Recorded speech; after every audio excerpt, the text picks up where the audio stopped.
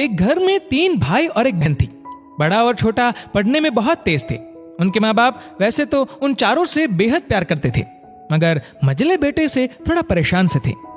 बड़ा बेटा पढ़ लिख कर डॉक्टर बन गया, छोटा भी पढ़ लिख कर इंजीनियर बन गया, मगर मझला बिल्कुल आवारा और गवार बन के ही रह गया। सबसे बड़े बेटे और सबसे छोटी बेटे की शादी हो गई और बहन ने लव मैरिज कर ली।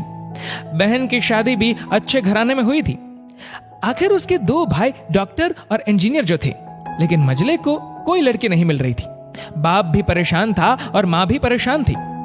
बहन जब भी मायके आती सबसे पहले छोटे भाई और बड़े भैया से मिलती, मगर मझले से कम ही मिलती थी, क्योंकि वह न तो कुछ दे सकता था और न ही वह जल्दी घर पे मिलता था। वैसे वह दिहाड़ी मजदूरी करता था। पढ़ नहीं सका तो नौकरी कौन देता। मझले की शादी किए बिना पिताजी गुजर गए। माँ ने सोचा कहीं अब बंटवारे की बात न निकले, इसलिए अपने ही गांव से एक सीधी सादी लड़की से मझले की शादी करवा दी। शादी होते ही न जाने क्या हुआ कि मझला बड़े लगन से काम करने लगा। दोस्तों ने कहा, ए चंदू, आज अड्डे पे आना। चंदू ने कहा, आज नहीं, फिर कभी। दोस्त ने कहा, अरे तू शादी के बाद तो जैसे बीबी का गुलाम ही हो गया। चंदू ने कहा, अरे ऐसी बात नहीं, कल मैं अकेला एक पेट था तो अपनी रोटी के हिस्से कमा लेता था। अब 2 पेट है आज, और कल 4 पेट हो सकते हैं। घर वाले मुझे नालायक कहते थे, मेरे लिए चलता था, मगर मेरी पत्नी मुझे कभी नालायक कहे तो मेरी मर्दानगी पर एक भद्दा गाली है, क्योंकि एक पत्नी के लिए उसका पति उसकी इज्जत और उम्मीद होता है। उसके घर वालों ने भी तो मुझ पर भरोसा करके ही तो अपनी बेटी दी होगी, फिर उनका भरोसा कैसे तोड़ सकता हूँ। कॉलेज में नौकरी की डिग्री मिलती है, लेकिन ऐसे संस्कार तो माँ बाप से मिलते हैं जो मझले बेटे में थे। इधर घर पे बड़ा और छोटा भाई और उनकी पत्नियां मिलकर आपस में फैसला करते हैं कि जायदाद का बंटवारा हो जाए, क्योंकि हम दोनों लाखों कमाते हैं, मगर मझला ना के बराबर कमाता है। लेकिन माँ मन ही मन मझले बेटे से बहुत प्यार करती थी और उसकी बहुत देखभाल भी करती थी, इसलिए वह बंटवारा नहीं चाहती थी। उसने बंटवारे के लिए दोनों बेटों को मना किया, लेकिन माँ के लाख मना करने पर भी बंटवारा की तारीख तय होती है। बहन भी आ जाती है, मगर चंदू है कि काम पे निकलने को बाहर जा रहा है। उसके दोनों भाई उसको पकड़कर भीतर लाकर बोलते हैं कि आज तो रुक जा, बंटवारा कर ही लेते हैं। वकील कहता है सबको साइन करना पड़ेगा। चंदू ने कहा, तुम लोग बंटवारा करो, मेरे हिस्से में जो समझ में आए दे देना, मैं शाम को आकर अपना बड़ा सा अंगूठा चिपका दूंगा पेपर पर।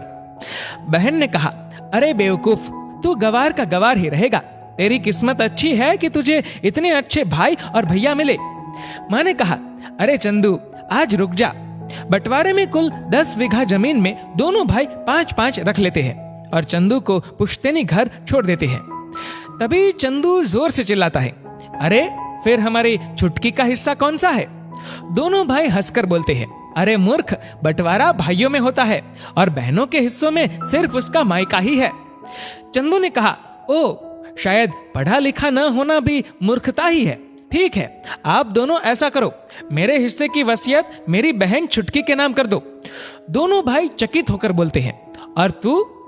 चंदू माँ की ओर देख के मुस्कुराते बोलता है, मेरे हिस्से में माँ है ना। फिर अपनी बीबी की ओर देखकर बोलता है मुस्कुरा के, क्यों चंदूनी जी, क्या मैंने गलत कहा? चंदूनी अपनी सांस से लिपट कर कहती है, इससे बड़ी वसीयत क्या होगी मेरे लिए कि मुझे माँ जैसी सासू मिली और बाप जैसा ख्याल रखने वाला पति। बस यही शब्द थे जिसने बंटवारे को सन्नाटे में बदल दिया।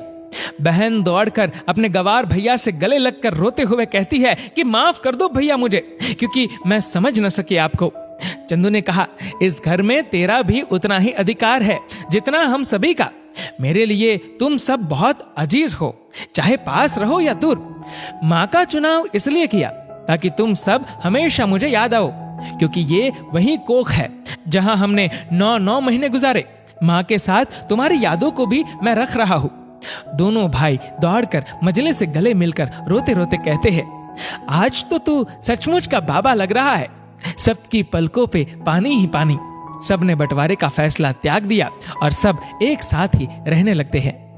दोस्तों, इस वीडियो को लेकर आपकी क्या राय है नीचे कमेंट करके जरूर बताएगा। और अगर आपको वीडियो अच्छा लगा हो तो इस वीडियो को लाइक करेगा, शेयर करेगा ज्यादा से ज्यादा लोगों तक। और ऐसे ही और भी इंस्पिरेशनल वीडियोस के लिए सब्सक्राइब करें हमारे यूट्यूब चैनल को और फेसबुक पर फॉलो करें हमारे पेज को। धन्यवाद।